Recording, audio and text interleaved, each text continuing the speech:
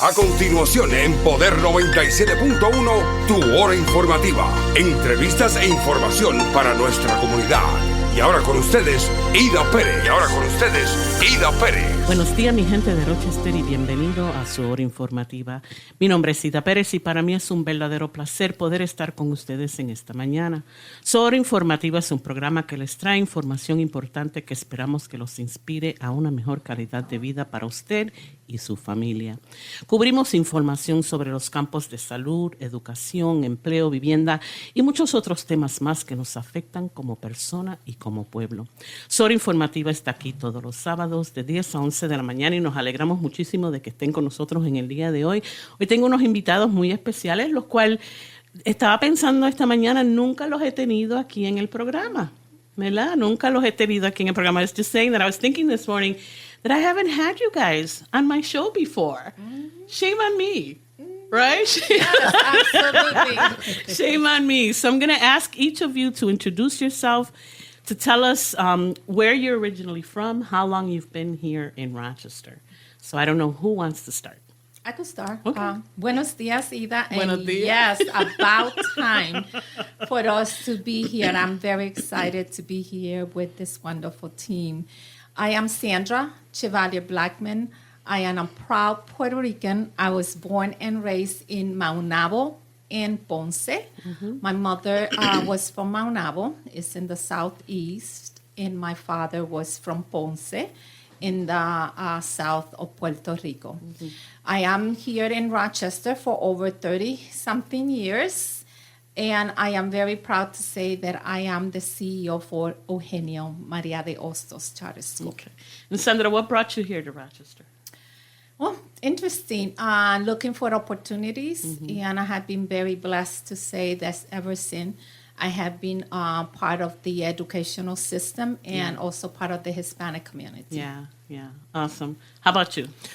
Vincent Alexander. I'm the proud principal of the high school campus, and I'm born and raised in Rochester. Okay. Went to city schools, and then started going to suburban, graduated from Webster, and came back to the city to be able to provide opportunities for our students in this community. And Mr. Alexander, where's your family originally from? Rochester, New York. Yeah. All of them? Yes. They didn't come from anywhere else? My great-grandmother came from Virginia, Okay. and my great-grandfather came from Baltimore. Okay. Do you know why they came up this way? No? So that's part of your homework. Yes. I'll go figure it out. You go and ask that question. What Yes. brought them specifically to Rochester? Will do. Okay. How about you? I am James Riley, the proud principal of Joseph Middle School, and I'm originally from Niagara Falls. I relocated to Atlanta for about 22 years Oh, okay. and was recruited by this wonderful organization to come here to Oh. the Rochester City School District. Okay. And what brought your family to Canada? My family is from New York. Okay. Actually, my grandmother's side of the family, or my mom's side of the family, is from North Carolina. Okay. And my dad's side of the family is from Chicago. Okay. Yep. And what brought them here was, like so many families from the South, you know, the second migration. Right. Yeah. Yeah, absolutely. What about you? Hi, I'm Amy Raleigh-Shavi, the very proud principal here at the elementary school. And I was just thinking, so my maternal grandparents were immigrants, came over from Italy to Ellis Island, and really were seeking opportunities. My grandmother translated. They settled in Cohocton, New York, and my paternal grandparents were here in Rochester. Okay. My grandfather served in the service and was unfortunate casualty of the Battle of the Bulge. I was born in Rochester, New York. My dad graduated from Edison Tech, so wow. Rochester is near and dear to my heart. Yeah. And, I grew up in Avon and then was in Dansville for quite a period of time and came to Rochester about a decade ago. Okay. And I'm assuming your family from Italy came looking for opportunity, right? My grandfather worked on the railroad, and actually transportation and mass transit was a huge opportunity Yeah. for immigrants at that time. Yeah, So, yeah. yes. Yeah. So I always like to ask that question because people complain all the time about Rochester, right? I hate Rochester. I want to get out of Rochester. But there's so many great people doing great things here in Rochester. And people, when I ask this question, I've had, hundreds of guests here, and they always say, Rochester is great. They come from New York City and they come to Rochester like, oh my gosh, so much greenery and it's such fresh air and whatever. So, so I always like to ask that question, one, to find out, how people got here, because we think that we're very different, but we're not, right? We're all migrants that came here looking for a better opportunity and trying to make a better life for ourselves and our families. So I like to ask that question just to see how common we are and why so many people do love Rochester. So thank you for answering that question. Sandra, I know that you're the CEO of Eugenio Maria de Hostos Charter School. Tell us a little bit about Eugenio Maria de Hostos Charter School, because it is one of the longest running charter school in the city of Rochester. So tell us a little bit about that. That is correct. Eugenio Maria de Hostos Charter School was founded in March 2000. Our authorizer is SUNY. And I want to share also at this time that charter school, it is a public school, but it operates independently from the district of the city. Right. So because I know a lot of families said, how much do I have to pay? Please, families, know that our doors and our service is completely free. Es gratis. Es todo gratis, absolutely. And then, yes, we started in 2000, and at that time, the founders of the school, Dr. Miriam Vasquez, Don Julio Vasquez, and Eugenio Marlin, got together and wrote and submitted the application. The school started with grades K through second, only 200 students, and with the vision to serve this community in a bilingual setting. And like you stated before, we are the longest standing charter school. We are entering into our 25th year. Wow. In our fifth renewal, and now we are serving over 1,000 students. Wow. In a K through 12 setting. We don't have the founders here, but what were their thoughts when they did this? Like, what was the idea behind it? Why did they feel that there was a need for a bilingual school? Right now, the three founders, they are Hispanic and Spanish speaking, and I know dearly Don Julio Vasquez wrote a book, and he expressed in his book about the struggle that not only him as a person, but many students have to go through in a setting that was not conducive and welcoming to students that speak another language. Yeah. And due to not understanding and having a cultural founded school, there was the opportunity, he quickly gathered the people and said, I want to have a school in this community because we're right here in Joseph Avenue, and we don't want to be any other place but right here in the heart of the community that will serve the students that speak Spanish. Yeah. And we know that we still have students that are coming into the United States that their primary language is Spanish. That it's difficult to be in a school where they just can't thrive because they're not, it's not their primary language, and they're learning English, and we're all capable of learning English. I know that when you came, Sandra, you didn't speak English, but yet you learned, and here you are, the CEO of one of the longest running bilingual charter schools in the city of Rochester. So everything is possible, but there was never, there's not always that environment where students can really thrive. So tell us a little bit, why do you think the charter school in particular, your charter school in particular, has been able to be successful for so long? I think that the foundation of the being able to welcome students and families and in their native language is definitely a factor.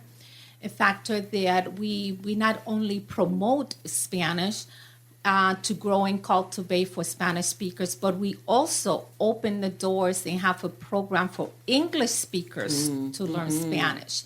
As you already So you know. don't have to necessarily be, your primary language doesn't have to be Spanish to be in the school. Your primary language can be English, and then you can learn Spanish in the school. Absolutely. Awesome. Absolutely. And that's what is called the dual language. And we do promote, and we have English speakers, families that wants to enroll their kids in a school that they could learn Spanish and also learn about the cultural differences and enrich their own. Yeah.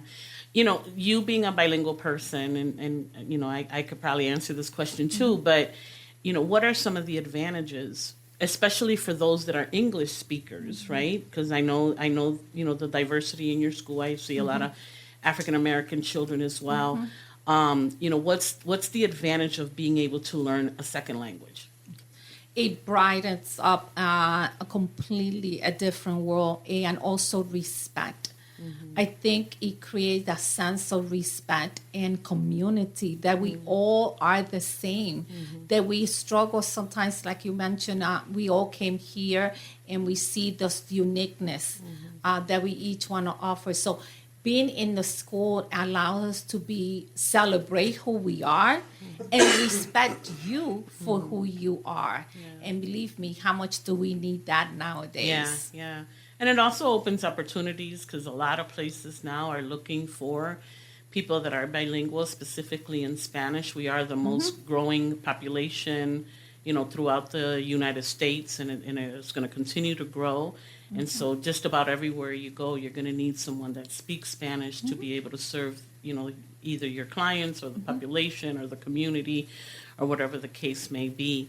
Absolutely. I want to add, Ida, with your permission, about the fact that our students graduate in the high school with what is called the seal of biliteracy, which it certifies that the student has the ability to read, write, and speak in two languages. And that seal goes in their diploma, and that opens doors not only for jobs, immediate jobs, but also opportunities for colleges and university. Yeah, absolutely. And employment later on. Yes. Absolutely. I want to turn to you, Amy. Tell us a little bit about the elementary school, because I'm assuming we got 3 principals, so it's 3 different schools, right? So tell us a little bit about the elementary school. Yeah. And so I'm proud to say that our enrollment the other day when I checked was at 627. Oh, wow. Yes, I know. Wow. And so what's exciting right now for us is the opportunity. We have hired over 60% of our staff that is bilingual. And so that is truly a blessing. Yeah. So that there's opportunities for children to interact with the adults and see themselves within the classrooms. As CEO Blackman had shared, our dual language program is so exciting. For the first time, we are actually living the vision of growing our program out. At 3rd grade, we've been doing it K through 2 very well. So this year, for the first time, 3rd grade will also have a component of the day in Spanish to provide great opportunity. We also are providing weekly opportunities for our staff for professional learning to get together and really, you know, we're in a difficult time in education. So providing the opportunities during the day to get together, share best practices, and lift each other up has really been inspiring to see. And I'm really proud to say that each day we're growing our attendance, and we're almost at 90%. Nice. We're nearing there. And so that is Nice. very exciting for us. And something I think as our team we're all committed to is retaining our high-quality staff. And this year, we retained 92% of our staff. I mean, So, that's right? awesome. Yeah, those are 3 important things, right? The enrollment, you know, to have all the students that you can possibly serve. Attendance, right, of the students, and I want to touch on that a little bit because I think attendance is so important, and people, you know, parents sometimes don't realize how important attendance is. And then the other one is retention, not just retention of the children, but retention of your staff. Like those are 3 very important things, you know, that anybody that either you're running a school, an agency, a factory, whatever, right? Those are the 3 things you want. You want to have your staff, you want to have enough people to serve, and you want to be able to keep both of those, right? So those are really things that are really important. Tell us a little bit about the importance of 3rd grade and 3rd grade reading, because I know that that's another thing that I feel like parents really need to know. Why is it so important for kids to know how to read and understand by the 3rd grade? I'm glad you said the understanding part. Right. It's so Yeah. critical. And as we see, we're entering a time of complex problem solving. And so for children to Critical have thinking, yes, much more than when we were in school, right? And I have to remind myself of that. Yeah. But the critical piece with reading, there's so much research that says by the time a child reaches third grade, if they are not at grade level, the chances of them being successful diminish. Yeah. And so I think it's important for all of us to understand that it's a shared responsibility. And I say to the staff all the time that from the time our children enter our doors until they leave us, our primary goal is to help children become independent, literary, productive members of society. Yeah. And so reading to children on a daily basis and providing opportunities. I know we have some of the walk-up libraries around the community as well. And we want families to feel, come and take the books. Yeah. We want books to be in children's hands. But I think for me, over the years, the importance of literacy cannot be underscored. Yes. It's a great civil right of our time. Yeah, yeah. And the thing about literacy and helping children read is that it really doesn't take that much. Just point out the things in the environment, what they call environmental reading, point out the signs, point out the, whatever you have, the cereal box, talk about the letters in their names or letters that are in things that they commonly see, helping kids make that connection. And also, the modeling of reading. People nowadays don't read a lot. You don't see a lot of people pick up a book. They're usually on their phone, on Facebook or things like that. But actually showing kids, the love of reading. And I know that you guys have a lot of efforts around making sure that kids get books in their hands that they can take home. Yes. So tell us a little bit about that. Sure. So we do a couple of different things. We are very blessed. In second grade, we have the Buddy Reader program where we have volunteers come in. Nice. And it's such a delight every Thursday morning to see individuals from the community engaging and children have the opportunity of books of interest, like you're saying. The other thing we do is we do a 100-book challenge. Nice. And that's one of my favorites. Yeah. Is just we dress up in character and we bring the children together in a community meeting. We call it our Hornet's Nest. But it's an opportunity, like you said, to lift the love of reading. Yeah. And so with Hispanic Heritage Month this month, we're lifting that theme. And so we try to make it theme-based, and every child goes home with at least 2 books Nice. Throughout the course of the year that they keep, and hoping to build that library for our children. Yeah. And I know the Latino Rotary Club does a lot of things Yes. around reading with you guys, too. They do. So tell us a little bit about that. Well, we were blessed to go to the El Camino, which Yes, I think, yes, you were the able Camino to, Trail, yes. And some of our children were actually authors and Yeah. illustrators for that Yes. book. So Yeah. that's another piece where the community has really wrapped around Yeah. us to say we're a part of something bigger, and for children to see their own work and Yeah. families, right? Yeah, So I encourage people, go and see the trail and see the beautiful works of art Yeah. and the illustrations. Yeah. And that's one huge piece. Ibero works so close Yes, with us yeah. on providing books to children. And this summer, we gave over 5 books per student to take Nice, home over the nice. summer for Yeah. summer reading. Yeah. So there's lots of opportunity, and I agree. In our local libraries, Yeah. we've done such great work with our local libraries too to help support and lift the love of literacy. Yeah. So I know that, you guys have kind of set yourself up where the elementary is now feeding the middle school. So who's the principal of the middle school? That would be I. That would be you. So tell us a little bit about the middle school. All right. And that's let me just say that middle school is not easy. That is correct. They are at that age where they think they're grown. They're now interested in other things like boys, and Right. girls and that kind of stuff. And those hormones are going. So I'm sure you have your hands pretty full. Well, I can tell you we have a group of amazing students. Nice. And I've worked at middle schools in D.C. as well as in Atlanta, and I can tell you by far this is one of the best middle schools Wow, I've had the nice. honor and privilege of working at. Absolutely. The perception that I think many people have about middle school kids, in most cases, are true. We're dealing with a lot of emotion. I had 2 teenage trailers that drove me absolutely insane. So I know what it could be like. I can't even think about a whole school full of them, right? Yes. And so I have an open door policy, right, Nice. for my teachers. I didn't know that was going to extend to my students. So my students, for some reason, when the door is closed, they feel as if they're at home. Open the door and walk right in. Hey, Grandpa, can I talk to you? Yes. I have to admit that's what they call me. Yeah, okay. That's okay. That's okay. Well, with Grandpa comes some respect, too. So that's a good thing. That's a good, as long as they ain't calling you dude, right? We're good. Yeah, it's either Unc or Grandpa. Yeah, that's good. That's good. That's good. So the love is there. Yeah, And one of the things I believe strongly in is you must have a structured system. Yeah. I say a structured system is a form of love. Yes. And some of our kids come from homes where that structure just simply doesn't exist. And believe it or not, kids want structure. Yes.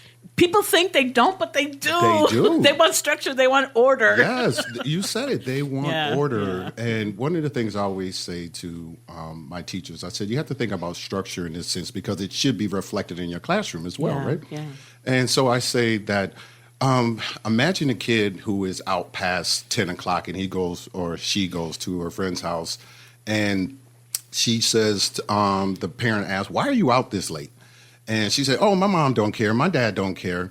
So that child who she went to go visit may feel as if, well, why can't I go out? She's out. And that child becomes upset because her mother doesn't allow her to go outside. But it's only when that child becomes older that she realized being in that structured environment, my mom didn't let me go out because she cared. And she saved me from some things. That's right. That's right. So that structured environment came out of love. Whereas that other student who said, oh, my mom doesn't care, they internalized that. They really believe. Oh, my mom let me do whatever I want. Right, She don't care. Yes. And they go off into the world feeling unloved, unappreciated. And that is where we as educators sometimes run into the challenge. Yeah. So we have to create that structure that don't exist for them at home in school. So that they know that, hey, we're here for you.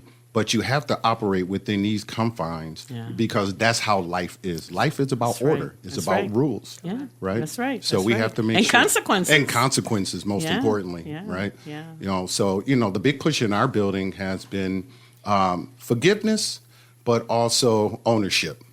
I think one of the words, and I don't think I know, Dr. Blackman has shared to us that our word this year is accountability. Yeah. So that not only passes down to our parents and students, but that also, is inclusive of our whole culture. Right. Yeah. Right. Yeah. So it is a pleasure. I can tell you we have a population now of 193 students. Wow. Yep. With the max capacity for 200. But the wonderful thing about it is that we have a waiting list for each grade level. So we nice. have, we have 77 seventh graders waiting to be accepted into our seventh grade program. And we have 32 students waiting to be accepted into our eighth grade program. Yeah. So we have had the pleasure of building out some of our programming this year. So we're offering music, which is very exciting, for us. So is that new for your school? That's one of the new programs for your school? It is. It is. And did you know that most of New York City highest performing students spend most of their time studying music? Music instruction boosts engagement of the brain networks that are responsible for decision making and the ability to focus attention, according to the University of Southern California. Yes. So we know that music plays a very important part in developing students' ability to critically think. Right? And it should always be a part of a child's life, right? Absolutely. Whether it's at home, whether it's at school, and it just bothers me terribly when those programs are the first ones to go. Yes. Right? Whenever there's a cut, that's one of the first programs to go. Art and music. And kids need that. Yeah, reading. Yeah. Yes. Reading. Yes. I was surprised when they started, moving away from all these reading teachers. And now we as leaders have to come up with all different types of interventions, to push the literacy from the top down to our students. So one of the things that we're doing to build off of what Ms. Chavez in the elementary school are doing is that we have a Drop Everything and Read initiative Nice. at our school. I like that. Absolutely. Absolutely. We call it our DEAR program. Yeah. And it is designed solely to focus on developing kids' love for reading. So we say, I want you to be interested in reading. Yeah. So what are those high interest books to you?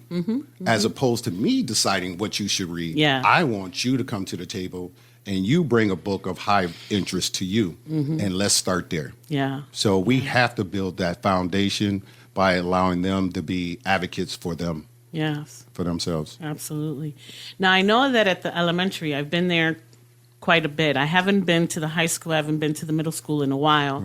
Right. But I know that at your school, at the elementary school, they have books and seats and different things in the hallway. Right. And so if a student wanted to go and sit and read a book, they could do that. Do you have something similar like that We at your do. school? We have learning spaces for our Okay, students good, as good. well. Yeah, Where yeah. they can actually, with the guide of their teacher, Of course, be yeah. able to move into those learning spaces Yeah. and be able to independently read or work as well. Which I think is really cool, because not everything has to be done in the classroom, right? Exactly. That's a little different. You can, kind of relax and, kind of put your feet up. And it's really a really nice environment at Absolutely. least that I've seen at the elementary school. Absolutely. So it's a really cool way to invite kids to come, hey, relax, read something, and still be together, right? But still in a very structural way. Yeah. Absolutely. One of the things I talk to teachers about is utilizing the space in your classroom as your instructional piece, right? What might that look like? Yeah. One of the things that I used to actually have a couch in my classroom. Yes. Right? That's And- awesome. Yes. I love that. and I also saw that with one of the teachers over at the elementary school, and I said, this is great because I used to do the same thing. I had a bright red couch, and I did it as if it was a living room in my own home. Yes. And I told the kids, I said, you can only get to this space after we achieve certain points Yeah. within the lesson. Yeah. And that was one way to get kids to stay on And task. you'd be surprised how much that would motivate someone, right? To have Exactly. to get out their seat and be able to sit on a comfortable couch. Yes. So it was a great way to motivate students and keep them on task. Yeah. Absolutely. Now, is this your first year with the school? Yes, this is my first year with Ohio. So you just started now in September. This is your very first year. Actually, I started in February of last year. Okay. And prior to that, I was the director of alternative high school at Niagara Falls High School. Okay. Yep. Okay. What are your goals? Like, what do you hope to accomplish this year as your first year? I can tell you a 90% attendance rate because you alluded to how important attendance is, right? Yes. So there's been a big push on my part. If I can get to 100%, I Yes. would. And I hate to say 90, but I want to be realistic. But if I can get students in school 90% of the time, then that means they're going to be in classroom 90% of the time. Right. And what happens when they're in the classroom 90% of the time? They're learning, that's right? right. That's Yeah, right. yeah. Absolutely. So my goal is for them to become advocates, take ownership of the classroom itself by being highly engaged, highly involved in the lesson, being the ones actually leading the lesson. Yes. Because in education now, we know that the push is moving away from teaching to being facilitators. Yeah. But we have to give them that foundation so that they can lead the classroom in a way that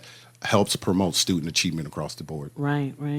Let's talk a little bit about, before we go into the high school, let's talk a little bit about attendance because, it really is important and I want people to understand why it's so important. Yes. And any of you can chime in on this one, but, that's one of the things that are dear and close to my heart. When I started looking, and I'm talking about childcare. I'm not even talking about school, right? Although I feel that our the Ibero Center is like a school because we follow a lot of those principles.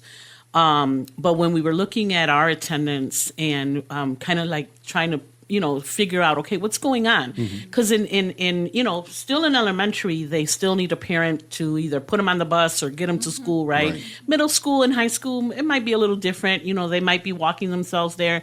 So we started thinking, what's happening with attendance? Because a kid that's and we start as early as 6 weeks old, right? 6 weeks old to 4 years old.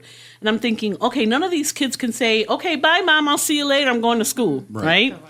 Somebody has to take them, but our attendance for some students was really, really low. So we started working with the families, just trying to find out what is going on. Why aren't these kids coming to school? Because this is not a kid that can get up on their own and walk out the door. Somebody has to bring them. So we knew that it wasn't the child, right? We knew that it was the parents. So what's going on with the parents that they're not getting these kids to school? And mind you, we have, and not to boost and well, maybe I should because we don't do it enough, but toot our own horn, Ibero's Child Care Center is one of high quality.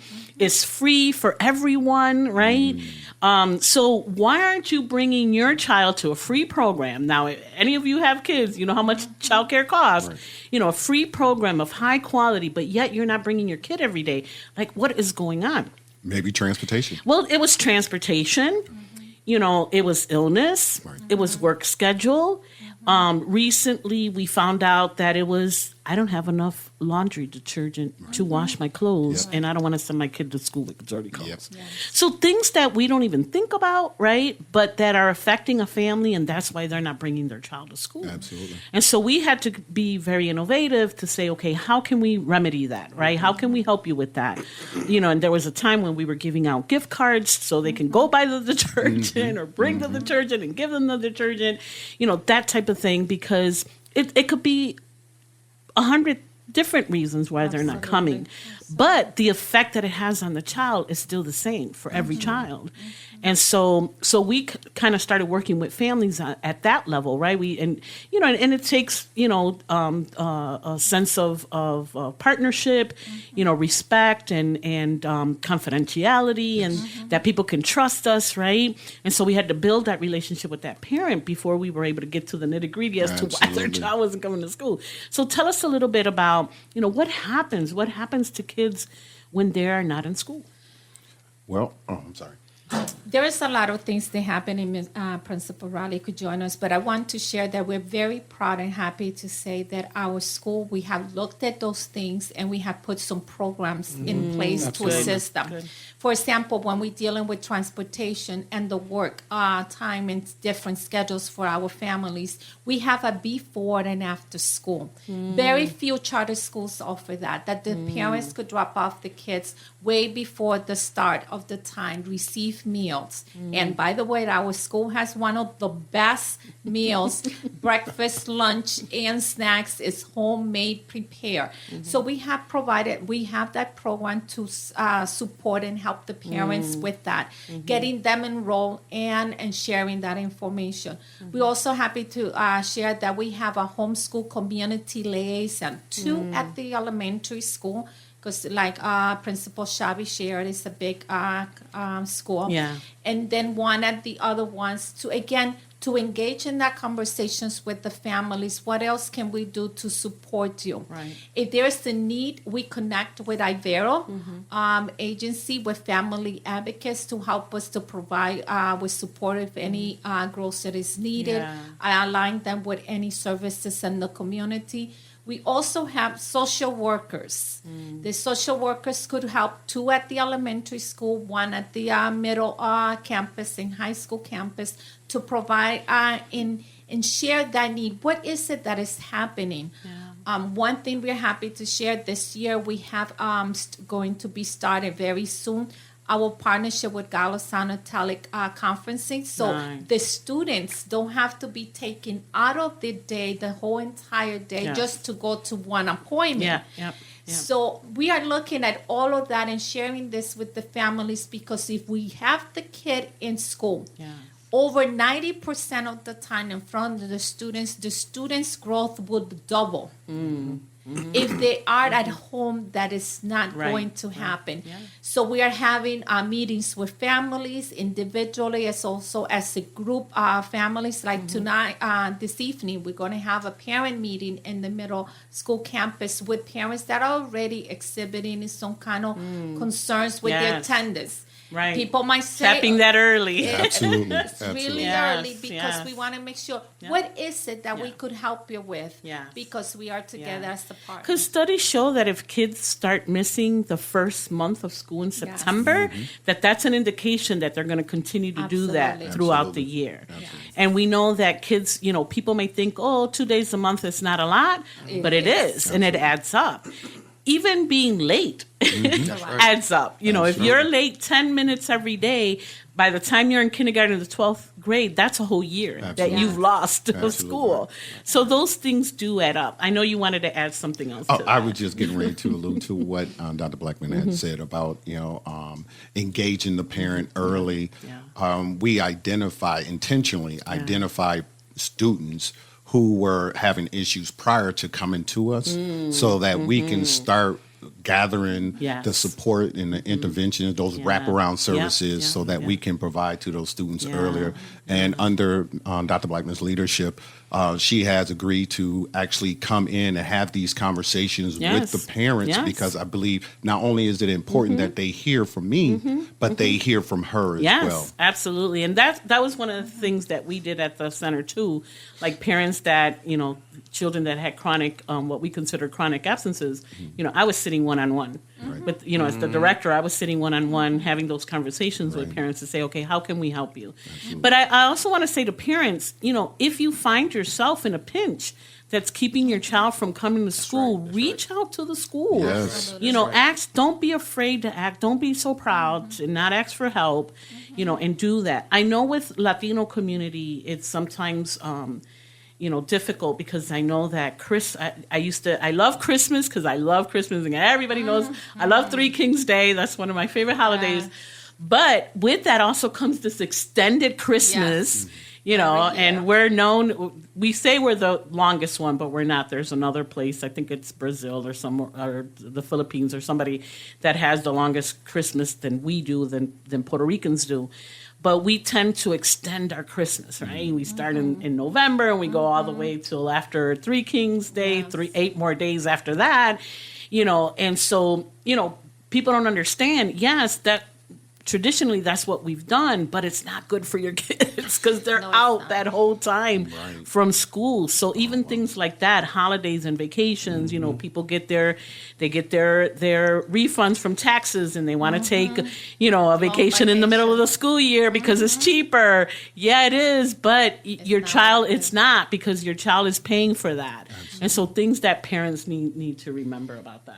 Plus, they also should know that you don't need to go to Puerto Rico. Right here in Rochester, there are many activities to celebrate Three Kings Day and Navidades and parrandas and all of that. Yes, and the food is always there. The food is never missed. So yes, definitely. Maybe I need to start sharing those community activities. Yes, you do. Send them home. Send them as a flyer so they know where to go. So tell us a little bit about the high school. So I have the privilege of being the principal of the best campus of our school. I often say that. So what's unique about our school and what I love about our school is we are one school but 3 campuses. So with that, it's beautiful, especially at the high school level, to watch the fruit of the labor when our students have started as a kindergarten student and has went through the various programs and things that are offered throughout our school, and then they arrive at the high school and we can see the fruit of that, especially with our biliteracy program, seeing the students enroll in that program in kindergarten level and then begin to receive the medals and the certificates as they go through the pathway. And then at the high school level, as a 12th grader, being able to see them receive that seal of biliteracy and just seeing how they have went through that process. So it's a beautiful thing to be able to see that. We're speaking about attendance. And I would say at the high school level, a lot of times we see that impact at all of the campuses, but you really see that impact at the high school level. And I'll tell you why. Because a lot of times we have those students arrive at 9th, 10th, 11th, and 12th grade, and we're seeing how that attendance has impacted the education of the student. And then now we have the responsibility of making sure not only the student has enough credits to graduate, but also pass the Regents exam. Something I shared with our parents during our mandatory parent orientations this summer was the statistics that show a student that missed 1 or 2 days of school each week end up being 2 to 3 years behind over a course of 13 years. Yeah. A student missing 3 to 4 days a week. After 13 years of education, if they made that pattern, they are now 8 years behind. We're talking 13 years of education. They're now 8 years behind. So now we see students that are in 9th, 10th, 11th, and 12th grade wanting to get their credits to graduate, are struggling to pass Regents, not realizing the impact of how family vacations, Yep. extended Christmas, all of these great activities, we don't see how it has impacted at the long run. Right. So yes, it's enjoyable at that moment, but let's find the right moment to Yeah. enjoy it, Right. rather than And it's not enjoying that it. you can't. Correct. And that's the thing. Yes, I love that you have the finances to take your family Yeah. on a family vacation. And we want kids to have those type of Exactly. experiences. But let's look at February recess. Yeah. Let's look at spring recess. Yeah. Let's look at saving those funds and utilizing during summer recess, so that way students aren't missing this work. Yeah. Because again, when it's heartbreaking at a school level when we have to have these senior meetings and we have students that say, "Hey, listen, we need you to buckle down because you have missed this time." So attendance is so important because we want to make sure our students are graduating on time. But at the high school level, we have great things happening this year. We have taken on the charge as a school to say that we're on a journey to a school of excellence in coherence. So we're working in coherence. And that's what I love about our school is, yes, we may be individualized at our campuses. However, there's a cohesiveness that we have amongst our entire school, that we're going to work together. The same things that you see at the elementary school, those are same things that you may see at a high school level. Same thing at the middle school, same thing. So it's just great to be able to see those things happen, and it's great to see the students. I had a parent dropping off his 11th grader last Thursday, and he got out the car and he said, "Listen, I just want to appreciate the school. My son has been in the school since kindergarten. He's now an 11th grader, and I've seen great things with my young man. He has grown. He's doing awesome, and we don't applaud the school enough." Yeah. So he said, "I want to take this moment to get out my car and Nice, just tell you nice. to let everyone else know that I appreciate the things that you've invested in my son, because I'm seeing the fruit of that now." So it's just great to be able to see that, especially for our young men and women that have been brought up through EMH. It's just awesome to see the fruit of that. Yeah. I'm also excited that this year we just had our June and August commencement, and we have a projected graduation rate of 92%. Wow. That is awesome. Wow. Yes. As I referred to when we did our introductions, I was one who started in the city school district and then graduated from a suburban school. And my graduating class was over 400 students. But seeing that our graduating classes are smaller, it shows that we can provide some more individual support, provide that individualized instruction, and be able to provide those needs. When you are part of a graduating class of 400, 500 students, you're not going to get the attention that you'll get at EMH. Yeah.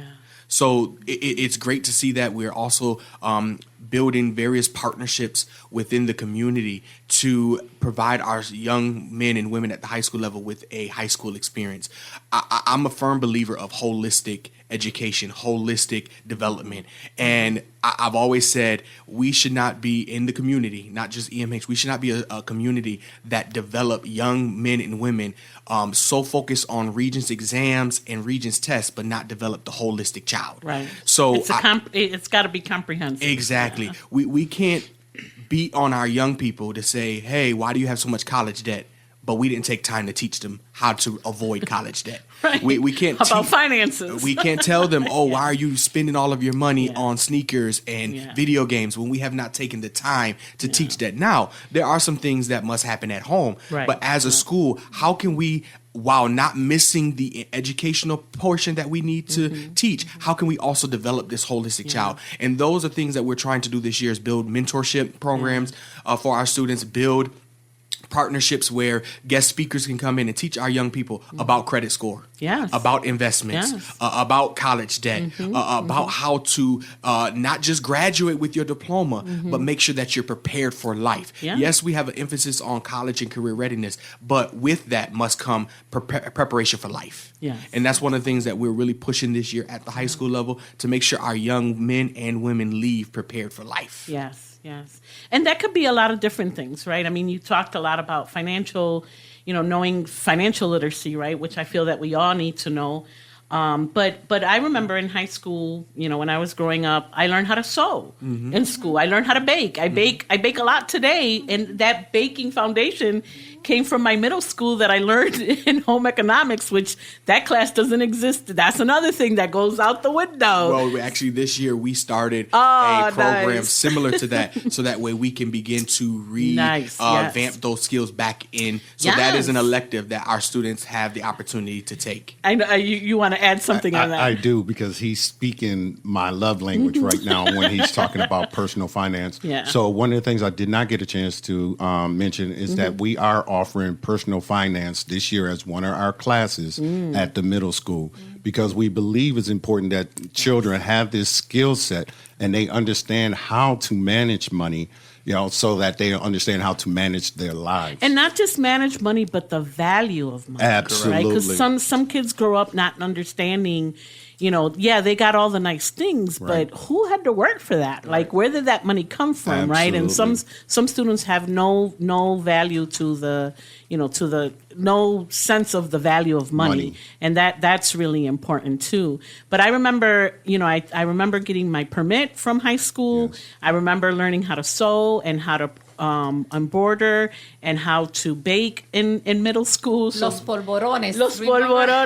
So and I remember we did we had a group and we had to bake a cake and we won. Mm-hmm. My group won the cake contest of the 4 groups that were in the class. But I remember sewing a skirt for myself, and till this day I can sew you a hem of an invisible hem. But I learned that in school. I didn't learn that from my mom. I learned that in school. So those type of things that you'd be surprised today, kids don't know how to boil water, Absolutely. And so we got to go back to those basic things. And we start. Oh, I'm sorry to interrupt, but in kindergarten, I'm thinking about, and I know you're going to laugh at me, but we did get larger ones, the kitchens, right? We start with the play and that innovative part. One thing that we have been very blessed with this year as well is we have added.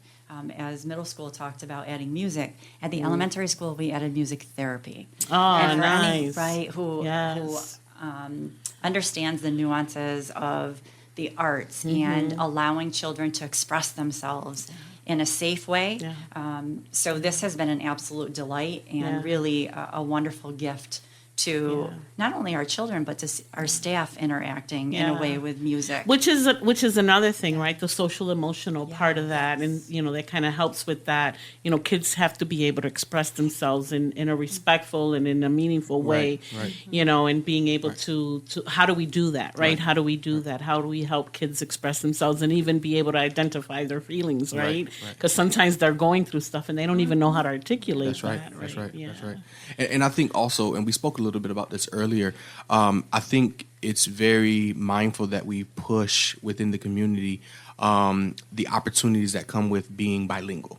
And you spoke a little bit about it earlier, and I begin to think about how we have built recently a partnership, and we know that the election, this is an election year. Yeah. So we built a partnership with the Board of Elections. I heard about that. And seeing that our students have the opportunity at age 15 through 18 to apply and be an interpreter on voting day. Yes. And receive that, and then not just that, teaching them the importance of being a registered voter and things of that nature. Just seeing that partnership manifest is awesome, because I've watched students that did not take being in world language serious. Well, why do I have to take a foreign language so much? In other schools, I only have to take it one time. And being able to show them the importance, say, listen, we're not like other schools. We want to push this so that way you then graduate with being able to be bilingual. Yes, you may be an English speaking student, and now you're learning Spanish. You can graduate being bilingual, and look at the opportunities that are provided. And seeing that this partnership has sparked an interest to those that did not take world language serious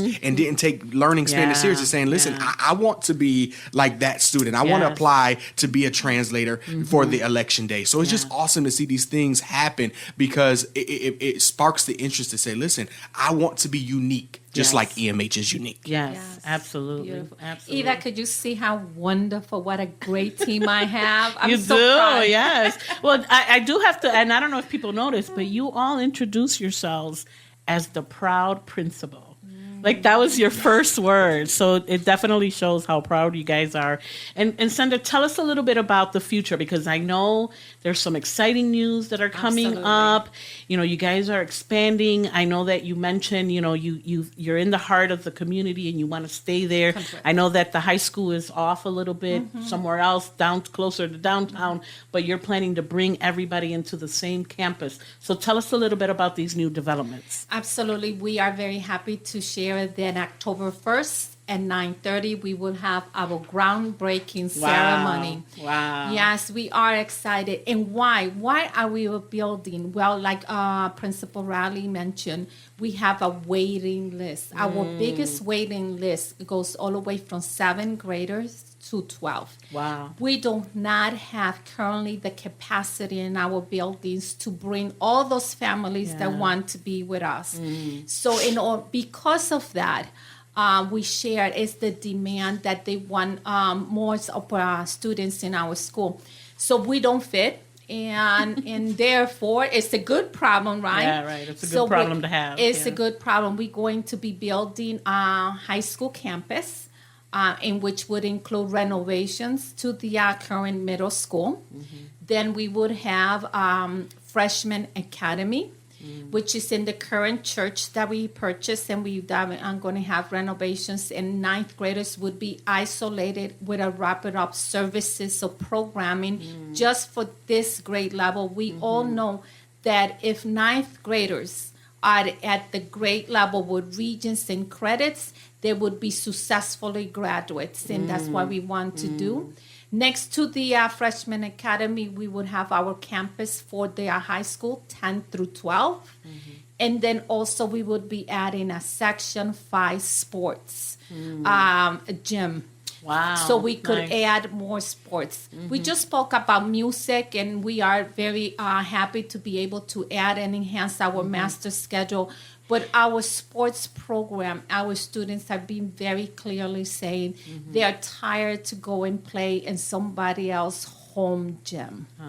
So we are going to have not a regular gym, but a Section 5 gym. Wow. That would be allocated for even competition in home games. Nice. So we are very excited right here in Joseph Avenue.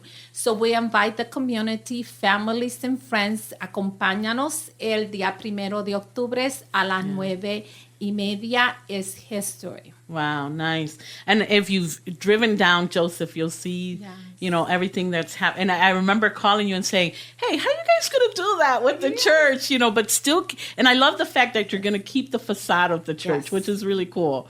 You know, that you're not knocking it down or anything like that, but you're keeping the facade of the school, but still converting it. And so I can't wait to see what that's going to look like when it's all done and finished, you know. Yes. And We projected to open the doors in fall 2026, and we're Wow. going to have a big fiesta. Yes. Awesome. Any last words that anybody wants to share about their school? You know, how people can contact you? Where do they need to call? Where do they need to go? What do they need to do? I think one of the things is to make sure for our families that we have the correct numbers. A lot of our information, especially really important and last minute information, gets pushed out through a messenger. Okay. So either we call them robocalls or text messaging or emails. We have Parent Connect. We also do connection through Facebook. So make sure that families You're are checking that out. Yes. Yeah, Awesome. definitely like us on Facebook so that way you get those reminders. Yes, cool. And I would say parents, share out what's happening. When we post on Facebook, share it out so that way others in the community, that is the way that it will be publicized what we're doing. So it's very important. Share it out, share and be proud of the school that your children attend. So share it out and be proud about what you're sharing. Yeah, and one of the things I'd like to add in addition as well is that when I mention personal finance for our students, we're also offering it to the community as well. So we have partnered with Wood Forest Bank and ESL to provide training on home ownership, loans, investing, savings, checking. And we start that October 15th and October 17th. Nice. So each of the banks will be having their own special day, refreshments provided. You don't have to be, your student doesn't have to attend our school. just as long as you're a member of the okay. community. So Nice. we're a community Yeah, school, and we're yeah. here to serve. And we know that, housing especially is so important, right? Absolutely. People need to have a stable home so that kids can go to school, which is another issue and probably another topic for another time. The reasons why some kids miss school, sometimes they're homeless, Yes. and homeless doesn't mean that they're sleeping out on the street. Homeless can also mean that they're staying one week at auntie's house and another week at grandma's house, That's or, right. traveling from one place to another because they don't have a stable home to live. So, home ownership for all students is really important. We wish that every family had a stable home, in a safe neighborhood, and all those things that come to play, when it comes to our students and their quality of life. Absolutely. Yeah. One yeah. other thing I'll add is we know that we are in the midst of Hispanic Heritage Month, and October 10th at 5 o'clock at the Zimbridge campus, 27 Zimbridge, we have our Hispanic Heritage Month celebration. Nice. So definitely want to see all of our parents Nice. and students Yes. there. We have students participating in different activities and things of that nature. So we definitely want to make sure the Cool. community know what's going on, Yeah. and all of our parents are present. Nice. So I like to close the show by asking if there's a phrase or a saying that you grew up with that still resonates with you today, and I'm curious to know how many of you have one. I do. Okay, so let's go this way. Okay. Can I say mine in Spanish? Sure, of course, of Okay. course. This is to celebrate my mom. She always said every morning to me, recuerda, dime con quién andas y te diré quién eres. Yes. So tell me who you're with, and I'll tell you who you are. That's a good one. What about you? Mine is by Frederick Douglass. It's easy to build strong children than to repair Yes. broken men. Yes, that's very true. All right. One I have, and we say this every day, every chance we get with our children, right? Walk like a champion, talk like a champion, and act like a champion. I like that. You are a champion. Yes. And kids need to hear that. Absolutely. Kids need to hear that they're great, that they're Yes. wonderful, Absolutely. that they're beautiful, Yes. that we love them, right? Absolutely. What about you? Mine, I would say my mom, and she always used to remind me that I didn't need to be the Rock of Gibraltar, and it kind of brings me back to remembering that it takes a village. Yes. And you guys have definitely, you guys have to be very, very proud, not just being the longest running charter, because I've seen so many charter schools come and go. They start up and they're there for a couple years and then they're gone, and we never really know what happened, right? But the fact that you guys have been in existence for going on to your 29th year, that you started with, elementary, and that you've moved up to high school, that you have now a good way of, feeding one school to the other, having a 92%, graduation rate, being bilingual, being able to graduate with that bilingual seal, all the great things that you guys continue to add to the school. And I'm sure that you'll continue to do that for the years to come and, continue to improve. So, I'm very, proud of you guys, of Eugenio and Julio and Miriam for thinking of this, and for you guys to carry it on, and that we hope that, it'll be another 25 more years to come, for the future, because our kids definitely deserve that, right? And our Absolutely. community deserves that. And I love the fact that you've stayed, within the heart of the community. I know people want to run away, and there's a lot of things happening, in our community that are still not the way we want it to be. But, it's schools like you guys that kind of stabilize that, right? And kind of give us residents us to say, we got a school here. We cannot have this happening here, That's right. So you kind of anchor, you help anchor the community in a certain way. So thank you all for being here.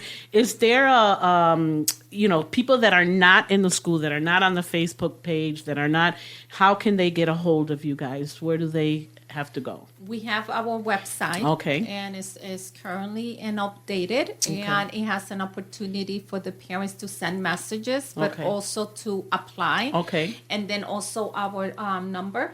Mm-hmm. You want 585-544-6170. All right, awesome. Thank you all for being here with me today. I really appreciate it. This was really a lot of fun to learn about everything that's going on. Gracias a todos por acompañarnos en esta mañana. Lo esperamos nuevamente el próximo sábado de 10 a 11 de la mañana en Poder 97.1 FM, la única estación radial latina con dueños y operados por latinos, por la comunidad, para la comunidad. Esto ha sido su hora informativa, trayendo la información importante que nos inspira a una mejor calidad de vida. Que pasen una linda semana. Hasta la próxima, mi gente.